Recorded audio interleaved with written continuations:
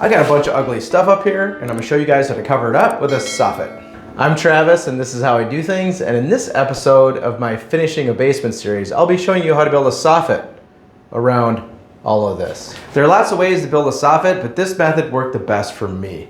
It's lightweight, it's easy, and most importantly, cheap. The first thing I'm going to do is head out to my garage and rip some 2x4s into 2x2s. To me, using 2x4s seems like a waste when building soffits, when all you really need is something to attach drywall to.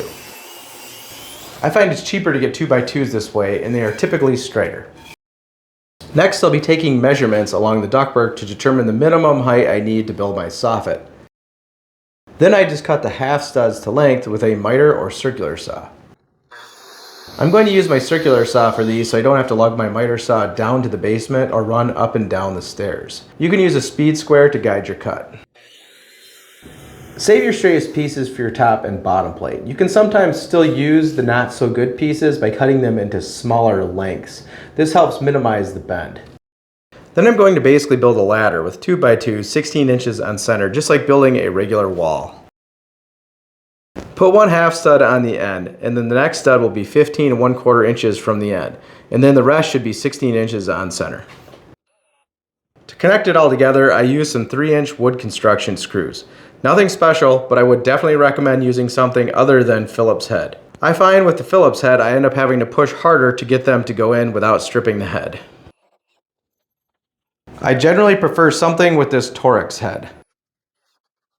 Just one screw in each half stud is fine. Just make sure the studs are straight.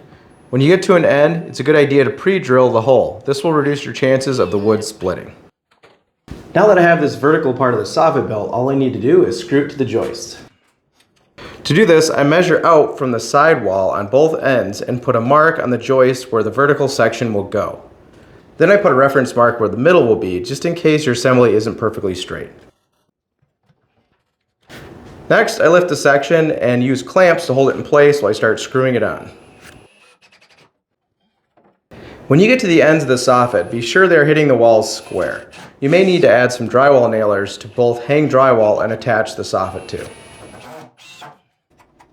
Next, I'll use a long 2x2 and hold it up against the wall to mark out the half stud locations. Then I measure the length of my half studs, cut them to length, and then screw them to the long 2x2. Then I just screw the soffit section to the bottom of the vertical section. Then make sure each half stud is level and screw it to the wall stud. I intentionally offset the joints of the long 2x2 to improve the strength and straightness. Be aware that with this method, the first stud is offset from the regular 16-inch on center, so you will need to cut the first piece of drywall so it lands correctly on the studs. And for this last little section, I just decided to use some scrap wood and kind of build it in place versus on the floor. Then I just screw them all in place. Make sure you keep checking every now and then to ensure you have them level and in line with each other. If your half studs aren't in line with each other, you will end up with wavy drywall. Well, that's it. I am all done. I'm a little sweaty, but overall it wasn't that hard of a project. If you like this video, please hit that like button and also the subscribe button and that little bell next to it so you don't miss my next video where I'll be wiring up this entire room. But in the meantime, if you want more content, check out one of these other awesome videos up here. We'll see you guys.